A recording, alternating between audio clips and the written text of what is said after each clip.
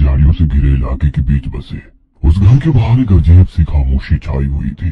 रात का वक्त होने की वजह से पूरा इलाका किसी मुर्दा इंसान की तरह बिल्कुल बेजान और काफी खौफनाक लग रहा था। तभी धीमी हवाएं चलने लगी और इतनी देर से बेजान नजर आ रहा वो इलाका किसी शैतानी आहट से थर्रा उठा। पेड़ों के पत्तों की सरसराहट सुनाई देने लगी। इतने में उस सुनसान इलाके में बसे उस घर का दरवाजा धीरे धीरे खुलता दिखाई देने लगा। उस गहरे सन्नाटे में दरवाजा खुलने की आवाज घूमने लगी। उस आधे खुले दरवाजे से कोई चलता हुआ बाहर निकलने लगा। अंधेरा काफी होने की वजह से कुछ साफ नजर तो नहीं आ रहा था, पर देखकर तो लग रहा था कि 7-8 साल का कोई छोटा बच्चा होगा। बाहर निकलकर धीरे धीरे चलता हुआ वो उसी घर के पीछे की ओर फैले जंगल की तरफ जाने लगा। वो इस तरह से जा रहा था मानो कोई अनजान ताकत उसे अपनी तरफ खींच रही थी। उस जंगल के संकरे रास्ते पर बिखरे पेड़ों के सूखे पत्तों पर पैर पड़ते ही पत्तों के मसलने की और टहनियों के चटकने की आवाज सन्नाटे को और खौफनाक बना रही थी। कुछ दूर जाने के बाद वो एक जगह रुक गया। आसपास कुछ पेड़ थे जिनकी टहनियां आपस में लिपटी हुई थी। वो सामने एक जगह पर अपनी नजरें गड़ाए देखने लगा। जंगल के काले अंधेरे में उसकी नजरों ने कुछ डरावना देख लिया था। वो मुड़कर भागने वाला था, पर उसके पैर जैसे जमीन में धंस चुके थे। उसने नीचे अपने पैरों की तरफ देखा तो उसकी आंखें फटी की फटी रह गई। वो एकदम से उस झाड़ियों से घिरी जमीन पर गिर पड़ा।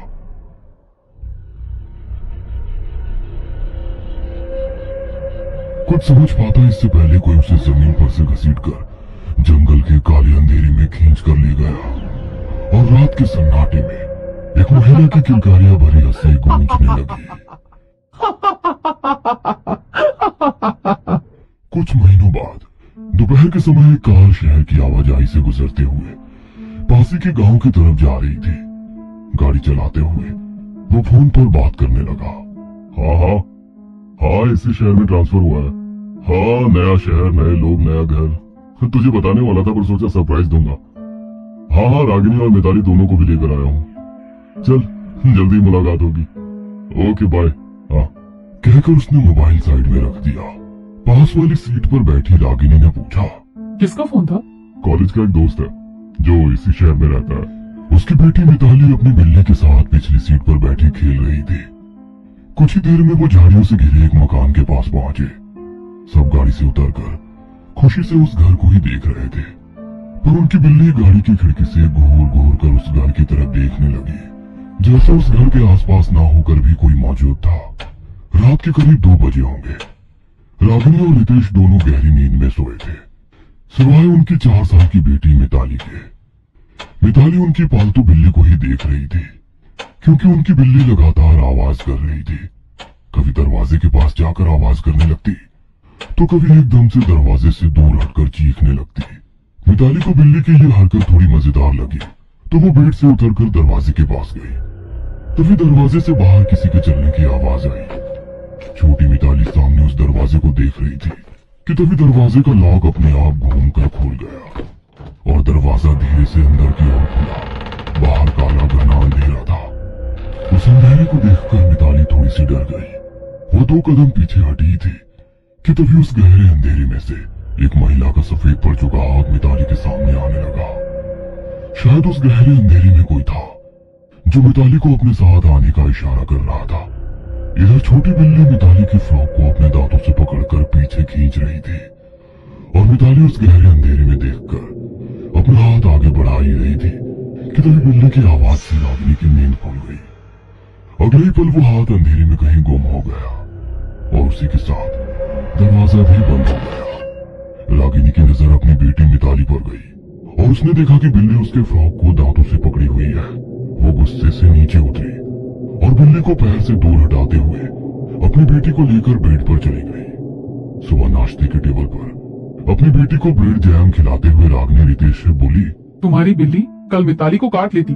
उस बिल्ली को जल्द से जल्द कहीं छोड़ कर आओ, वरना अच्छा नहीं होगा। नहीं मम्मी, मैं स्वीटी को कहीं नहीं ले जाने दूंगी। मिताली मायूस होकर बोली और रितेश रागिनी को समझाने लगा, अरे तुम भी खामोखा परेशान हो रही हो। तुम तो गहरी नींद में थी, क्या हुआ है ये सिर्फ मैं जानती हूँ। ठीक है, आज के बाद बिल्ली को रात के वक्त बाहर रखेंगे। मतलब तुम उस मनहूस को इसी घर में रखोगे? रितेश बिना कुछ बोले अपना बैग लेकर ऑफिस के लिए निकला और रागिनी गुस्सैल नजरों से घर के एक कोने में चुपचाप बैठी बिल्ली को घूरते हुए बोली, आज तो तुझे खाना नहीं मिलने वाला, भूखी रहना। रागिनी अपने काम में लग गई और छोटी मिताली घर के बाहर आंगन में खेलने लगी। वे लोग जहाँ रहते थे वहाँ काफी दूर तक कोई रहता नहीं था। कुछ दूरी पर 2-4 बंद मकान थे, पर शायद वहाँ अब तक कोई भी रहने नहीं आया था। उनके बंगले से कुछ ही दूरी पर एक गार्डन भी बनाई गई थी। बाहर अपने आंगन में खेलती मिताली की नजर गार्डन के एक झूले पर गई, जो हवा के झोंके से धीरे धीरे हिलता नजर आ रहा था। मिताली अपने आप झूलते उस झूले की तरफ देख रही थी। रागिनी किचन में खाना बनाने में व्यस्त थी। उनकी पालतू बिल्ली आवाज करते हुए रागिनी के पैरों से खेल रही थी। शायद उसे भूख लगी थी, पर रागिनी अभी भी उस पर गुस्सा थी। पर आखिरकार रागिनी ने बिल्ली को कुछ खाने को दिया, पर बिल्ली एकदम से चुप हो गई और गर्दन घुमाकर दरवाजे की तरफ देखने लगी। अब क्या हुआ? नखरे मत करो, खा लो वरना वो भी नहीं मिलेगा। रागिनी आगे कुछ बोलती कि तभी बिल्ली तेजी से दरवाजे से बाहर दौड़ पड़ी। रागिनी हैरान नजरों से उसे देखती रह गई। रात के 10 बजने को थे। मिताली बेड पर आराम से सो रही थी। उसकी बगल में रितेश लैपटॉप पर काम कर रहा था और रागिनी आईने के सामने अपने बाल बनाते हुए बोली, मैं कुछ नहीं जानती, कल के कल इस मनहूस को कहीं दूर छोड़ देना। आज मैं वक्त पर ना पहुंचती तो पता नहीं क्या हो जाता। अरे तुम भी ना, बच्चे धूप में खेलते हैं, उसी वजह से मिताली को चक्कर आ गया और बेहोश हो गई होगी। तो ये तुम्हारी बिल्ली वहाँ जोर जोर से क्यों चीख रही थी? मैं कुछ नहीं जानती, कल इसका चेहरा मुझे नहीं देखना। इतना कहकर वो मिताली के पास जाकर बेड पर लेट गई और रितेश कोने में बैठी अपनी बिल्ली को देखता रह गया। रितेश बाइक से ऑफिस के लिए निकला। कुछ दूरी पर सड़क किनारे रुककर हैंडल से अटकी थैली निकालकर हाथ में ले ली। वो बिल्ली छोटी सी थी जब उसे लेकर आया था, पर आज उसे छोड़ने आया था। उसे बुरा तो बहुत लग रहा था, पर अपनी छोटी बच्ची की वजह से उसे ये करना पड़ रहा था। उसने थैली जमीन पर रखकर खोल दी और अगले ही पल तेजी से उसकी बिल्ली झाड़ियों की तरफ दौड़ गई। दोपहर का वक्त था।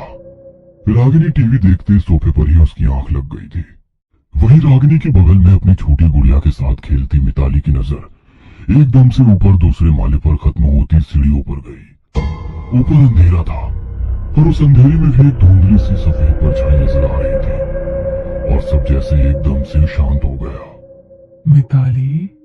एक औरत की सुरीली आवाज ने मिताली का ध्यान खींच लिया। उस धुंधली परछाई को देखकर मिताली मुस्कुराई और सीढ़ियों की तरफ चलने लगी। मिताली अब सीढ़ियों के पास खड़ी ऊपर देखने लगी। सीढ़ियों के ऊपरी छोर पर खड़ी वो परछाई अब थोड़ी साफ नजर आ रही थी। वो एक औरत थी जो नीचे मिताली की तरफ बाहों फैलाई मुस्कुरा रही थी। उसके बाल हवा में लहरा रहे थे। माथे पर बड़ा सा लाल कुमकुम का टीका उसके सफेद पड़े चेहरे पर काफी डरावना लग रहा था। उसकी सफेद साड़ी का पल्लू लहराता हुआ पिछली खिड़की से बाहर जा रहा था।